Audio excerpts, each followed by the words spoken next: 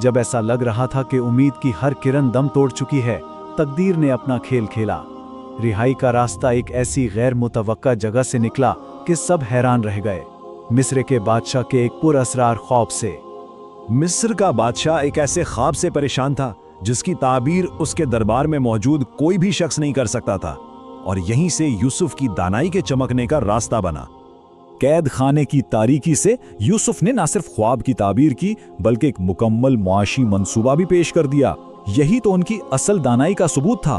उन्होंने सिर्फ मसला नहीं बताया बल्कि इसका एक अमली हल भी फराहम किया। ये एक लीडर की निशानी है जो बहरान की पेशगोई भी करता है और उससे निपटने का रास्ता भी दिखाता है। और बस उनकी इसी काबिलियत ने उनकी किस्मत बदल दी और उन्हें कैद खाने की पस्ती से उठाकर मुल्क के सबसे ऊंचे ओहदों में से एक पर पहुंचा दिया।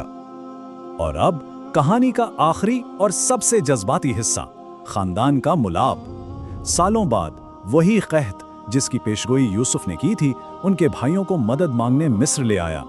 वो नहीं जानते थे कि जिस ताकतवर वजीर से वो अनाज की भीख मांगने आए हैं वो कोई और नहीं बल्कि वही भाई है जिसे उन्होंने कभी मरने के लिए छोड़ दिया था।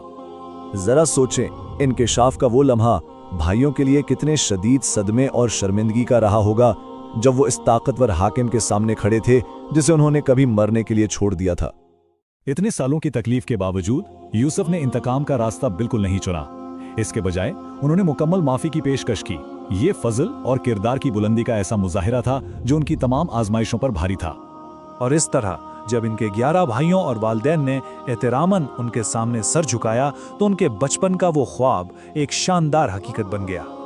ये ताकतवर दास्तान हमें इंसानी फितरत के बारे में कुछ बहुत गहरे और लाजवाल सबक सिखाती है कि किस तरह हसद इंसान को तबाही की तरफ ले जाता है, जबकि सब्र और सच्चाई आखिरकार कामयाबी दिलाती हैं, और ये कि अल्लाह जिसे चाहे तमाम मुश्किलात के बावजूद इज्जत अता करता है।